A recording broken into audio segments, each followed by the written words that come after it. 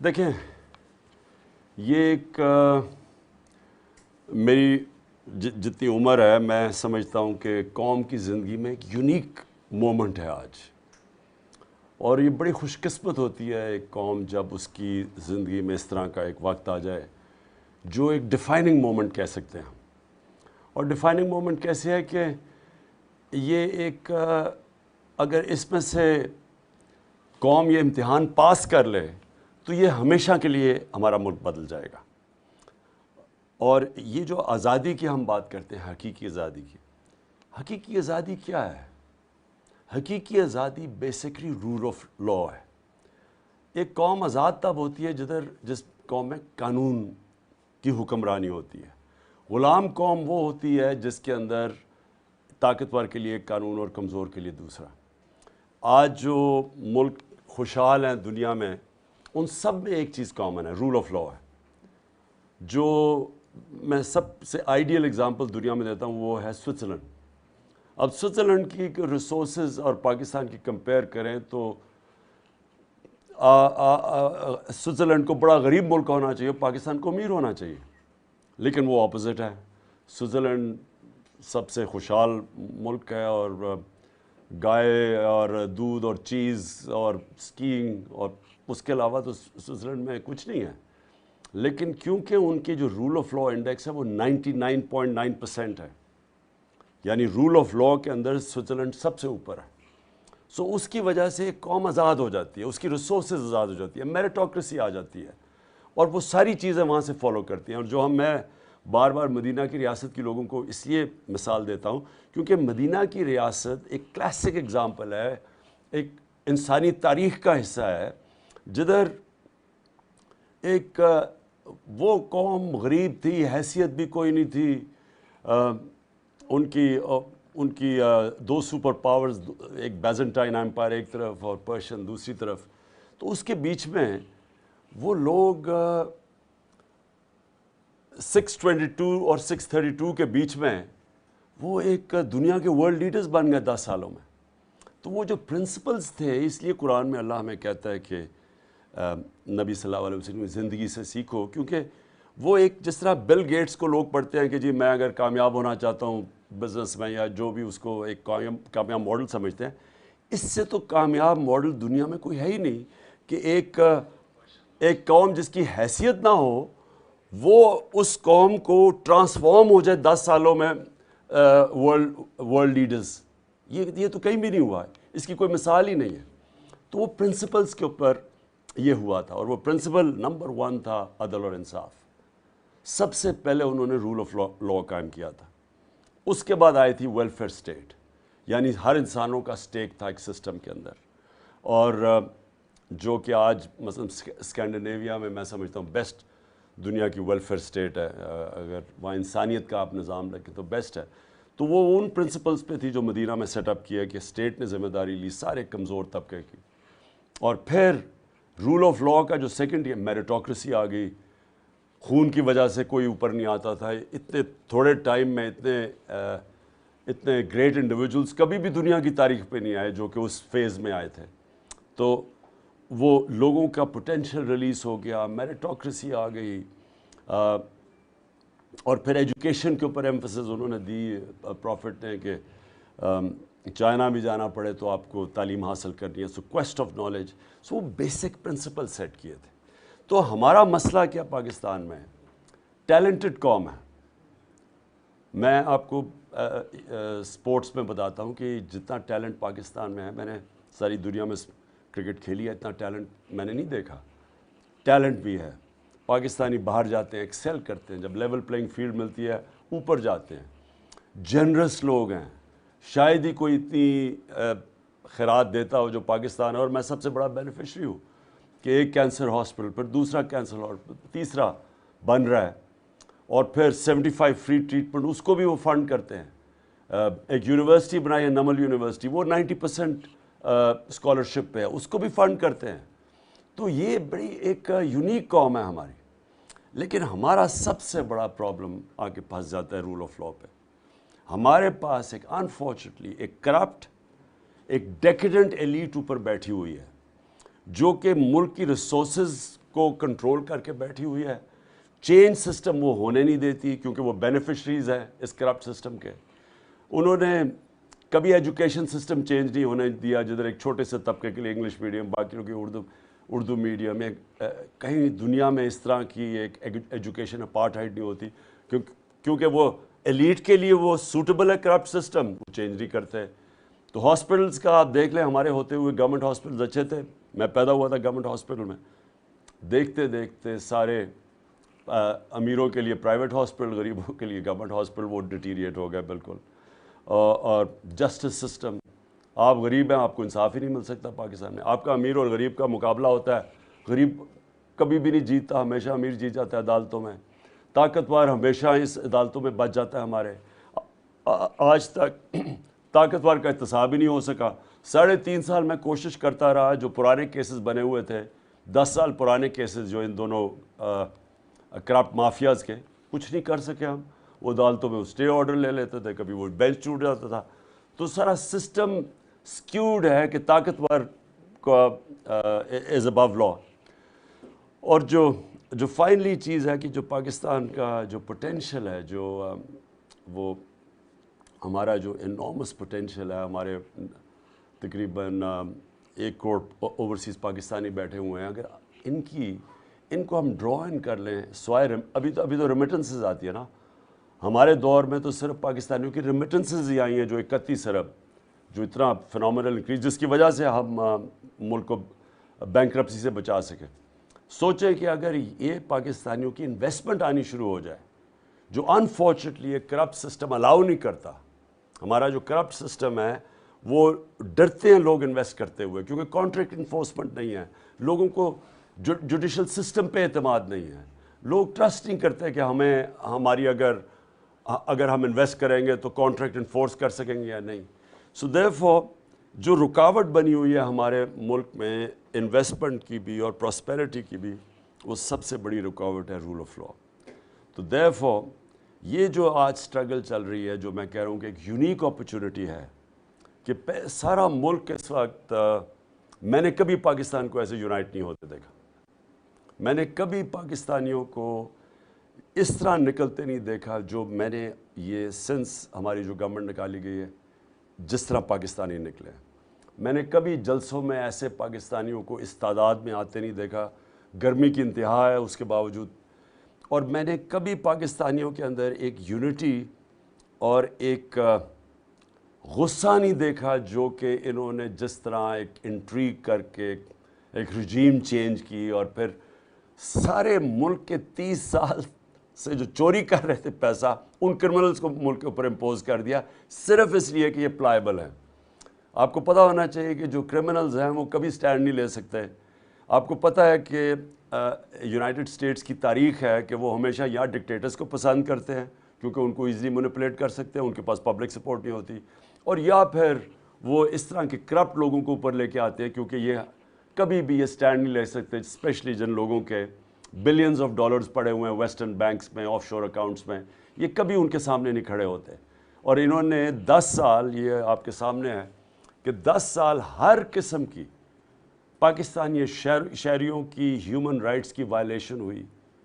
یہ جو drone attacks کیے گئے پاکستان میں 10 سال 400 ڈرون اٹیکس کیے گئے ان دونوں کے دور میں, شریف اور زرداری کے, against all humanitarian laws, against all international laws.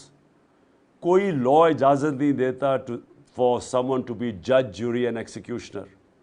7000 میل دور بیٹھ کے کمپیوٹر گیمز کھیل کے بٹن دبا کے لوگوں کو یہ ایلیمنیٹ کر رہے تھے. اور ہمارے یہاں بیٹھے ہوئے تھے 2 ملک کے سربراہ جن میں کبھی ایک اتنی جرت نہیں ہوئی کہ ایک دفعہ کہیں کہ یہ کاؤنٹر پروڈکٹیو ہے. کم از کم یہی کہہ دیتے ہیں کہ اس اگر ڈرون اٹیک سے جنگ جیتنی ہوتی تو وہ جیت جاتے جنگ. تو وہ جیتی نہیں بلکہ نفرت بڑھی. اور سب سے زیادہ ظلم یہ ہوا کہ جو ان کا غصہ تھا, جو ریونج اٹیکس تھے, وہ پاکستان کے خلاف تھے, ہماری سیکیورٹی فورسز ہمارے لوگوں کے اوپر. اور کبھی ان کی جرت نہیں پڑی ان کو یہی کہنے کے لیے کہ یہ آپ کو فائدہ نہیں دے رہے. اور اسی لیے ان لوگوں کو ہمارے اوپر بٹھایا گیا. اور اس کے اوپر پہلی دفعہ میں نے پاکستانی قوم کے اندر ایک غصہ دیکھا ہے, ایک یونٹی دیکھی ہے. پاکستانی قوم یونائٹڈ ہے آج، اور میرا یہ ایمان ہے کہ یہ پوری کوشش کر رہے ہیں آج جو کل رات سے جو فیشسٹ ٹیکٹکس استعمال کیے ہیں انہوں نے، ہماری انہوں نے بار بار یہ لانگ مارچز کی، کوئی فضل الرحمان نکلاتا تھا کبھی وہ بلاول کی لانگ مارچ، وہ اس کو مارچ تو کہنا نہیں چاہیے، وہ جو کام پہ ٹانگنے والی مارچ تھی وہ تو، لیکن یہ سارے ہم نے تو کبھی کسی کو نہیں روکا، سارے مل کے ہمیں گرانے کی انہوں نے 3.5 سال کوشش، ہم نے تو نہیں روکا. تو آج پہلی ہماری پروٹیسٹ کے اوپر انہوں نے کریک ڈاؤن کیا، ساری سڑکیں بند کر دیں، اسلام آباد کو سیج پورا بند کر دیا ہے، موٹر ویز بند کر دیے ہیں، 170 لوگوں کو اٹھا لیا ہمارے انڈر واٹ لا ابھی تک یہ بھی نہیں پتا. پولیس کے وہ آفیسرز کو لے کے آئے ہیں، ایک کے اوپر کرمنل کیسز ہیں، اس کو انہوں نے آئی جی اسلام آباد کا بنایا اس لیے کیونکہ وہ ان کے ہر غلط کام کرے گا. سو کل بڑا ڈیسائسو دن ہے پاکستان میں، میرے خیال میں کہ پبلک ڈسپائٹ یہ جو خوف پھیلا رہے ہیں اس کے باوجود نکلے گی، اور میں سمجھتا ہوں کہ یہ جتنی کوشش کریں گے پبلک کو روکنے کی اتنا زیادہ پبلک کا ری ایکشن آئے گا. کویسچنز؟ السلام علیکم خان صاحب. سب سے پہلے تو خان صاحب بہت شکریہ، آپ نے ہمارے لیے ٹائم نکالا اوورسیز اسٹوڈنٹس کے لیے. خان صاحب میں یہ پوچھنا چاہ رہا تھا کہ ابھی جیسے آپ کے 25 ارکان پارلیمنٹ جو ٹوٹا ہوئے ہیں، مطلب انشاءاللہ آپ کل کامیاب ہوتے ہیں اور انشاءاللہ آپ کی 2/3 اکثریت سے حکومت آتی ہے، تو how will you prevent this from happening next time? کوئی اس کی حکمت عملی آپ نے بنائی ہے؟ پریونٹ واٹ مطلب؟ پریونٹ جو پارٹی کے ٹکٹ لے کے الیکٹ ہوتے ہیں اور پھر ضمیر بھیج دیتے ہیں آپ نے. اچھا دیکھیں، اس کے لیے تو ایک بڑی لینڈ مارک ڈیسیجن ہو گئی ہے سپریم کورٹ میں. انہوں نے کہا کہ ان کی ووٹ ہی نہیں اب کاؤنٹ ہوگی. جو پارٹی چینج کر کے اگر کوشش کرے گا ووٹ ڈالنے کی تو سپریم کورٹ نے کہا ان کی ووٹ کاؤنٹ نہیں ہوگی. تو سب سے پہلے تو یہ ہوگا. سیکنڈلی ڈسکوالیفائی ہوئے ہیں، یہ نہیں پتہ کہ کتنی دیر کے لیے، لیکن میرے خیال میں یہ اب ہمارا ایشو نہیں رہے گا پاکستان میں، کیونکہ جو میں نے پبلک کی موڈ دیکھی ہے، میں آپ کو رائٹنگ میں دے رہا ہوں کہ ان میں سے ایک بھی لوٹا پاکستان میں کبھی الیکشن نہیں جیتے گا.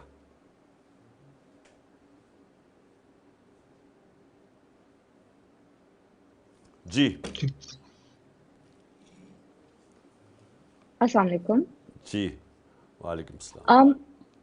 تو آپ نے ابھی بھی اس اسپیچ میں بھی اور جنرلی بھی آپ کے پبلک ایڈریسز میں بہت آفن ہوتا ہے کہ آپ رول آف لا کی بات کرتے ہیں. It's of paramount importance. The issue of enforced disappearances, illegal detentions, and the abductions of activists and their family members is an issue that affects Pakistan and its international reputation. So my question is, if re-elected, will you be prioritizing this issue? And if so, what practical steps is your government planning on taking to tackle this issue? دیکھیں، سب سے پہلے enforce ڈسپیئرنس کے against 2003 میں نے ایک protest کیا تھا parliament کے باہر، اور یہ جو ڈاکٹر عافیہ صدیقی کو جب اٹھا کے لے کے گئے تھے تو آپ کو پتہ ہے کہ میں نے اس کا بڑی پوری کیمپین کی تھی اس کی.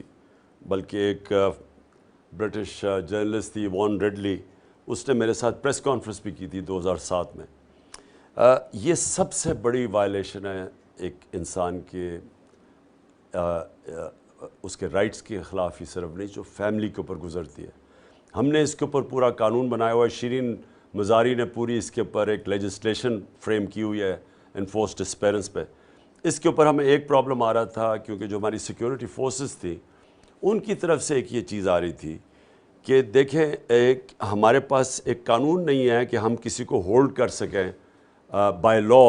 اور ٹیررزم جو پاکستان میں تھی، جو جب سے ہم نے امریکہ کی جنگ جوائن کی تھی، اس میں ایسے انہوں نے کہا کہ انسٹنسز آئے ہیں کہ وہ جو ہماری عدالتیں ہیں وہ کنوکٹ نہیں کر سکتی. جو ٹیررسٹ ہیں ان کے خلاف کوئی وٹنس نہیں آتا تھا، ان کی کنوکشن نہیں ہوتی تھی. تو اس لیے وہ کہتے ہیں ہم فورس تھے کہ کئی دفعہ ہمیں ان کو اٹھانا پڑتا تھا اور غائب کرنا پڑتا تھا. اس کے اوپر ہم نے بڑی دیر ڈائلاگ بھی چلا. ہم نے ایک نیا قانون لے کے آئے کہ وہ آپ ان کو قانون کے تحت ایک ٹائم تک رکھیں، لیکن سب کو پتہ ہو فیملی کو کہ آپ نے کسی کو پکڑا ہوا ہے. تو وہ قانون انفارچونیٹلی ہمارا پائپ لائن میں تھا اور انفارچونیٹلی ابھی تک وہ ہم پاس نہیں کر سکے. Thank you, Khan Saab. The next question I would like to ask is regarding the rights of overseas Pakistanis to vote, because that's currently being threatened by the government in Pakistan. How will you be able to enshrine this to make sure no future government can remove this right of ours? دیکھیں یہ ابھی تو وہ ہمارا تو ہم نے تو لا پاس کر دیا ہے، لیکن مجھے اتنا پتہ ہے کہ یہ گورنمنٹ کوشش کر رہی ہے. ان کی کوشش 3-4 ہیں. یہ گورنمنٹ یہ چاہتی ہیں کہ جب تک یہ گورنمنٹ میں بیٹھے ہیں سب سے پہلے نیب کو ختم کیا جائے. یہ ان کی نمبر 1 پرائیورٹی ہے. شہباز شریف FIA کو ختم کر رہا ہے جو اس کے اوپر کیسز بنائے ہوئے ہیں، اور وہ فارچونیٹلی سپریم کورٹ نے اس وقت کیس اٹھایا ہوا ہے، لیکن اٹس انہرڈ آف کہ اس کے اوپر 24 ارب کے کیسز بنائے ہوئے ہیں FIA نے، اور وہی FIA کے اوپر بیٹھ کے سارا نیچے سے آفیسز چینج کر کے ایک انویسٹیگیٹنگ آفیسر مر گیا ہے ہارٹ اٹیک سے، دوسرے کو ہارٹ اٹیک ہوا ہے اور وہ بیچارہ ہاسپٹل میں ہے، اور انہوں نے اپنے لوگ لگا کے تو یہ سارے اسکواش کرے گئے کیسز. سو دیرفور جو ہم چاہتے ہیں وہ یہ کہ نہ یہ نیب کو ختم کر سکیں کیونکہ یہ سب بچ جائیں گے، نہ یہ FIA کو چینج کر سکے جو عدالت پہ کیس ہیں، نہ یہ جو الیکشن لاز 2 چیزوں کے اوپر نظر آئیں. ایک یہ EVM ختم کرنا چاہتے ہیں بیکاز EVM سے جو ساری انہوں نے جعلی ووٹس بنائی ہوئی ہیں ہر حلقے کے اندر وہ سب غائب ہو جاتی ہیں. جو 2015 کے اندر جوڈیشل کمیشن بنی تھی آن ریگنگ سپریم کورٹ میں، اکارڈنگ ٹو دیٹ ساری ریگنگ ہوتی ہے فرام دا ٹائم جو پولنگ ختم ہوتی ہے till the time the results are announced.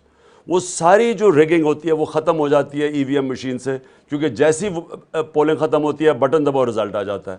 یہ سارے اپوز کر رہے ہیں اس کو کیونکہ انہوں نے جعلی ووٹ بنائی ہوئی ہیں حلقوں کے اندر.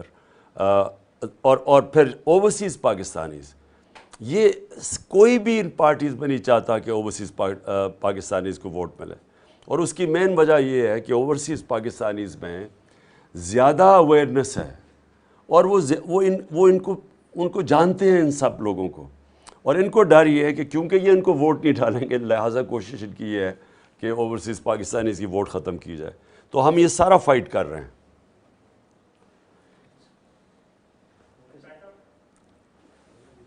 آخری سوال. Okay, Last inshallah, question. we'd like to end the meeting at this point because the time is running out. We thank Imran Khan Saab for giving us his time and attending this to address the UK students. Thank you very much.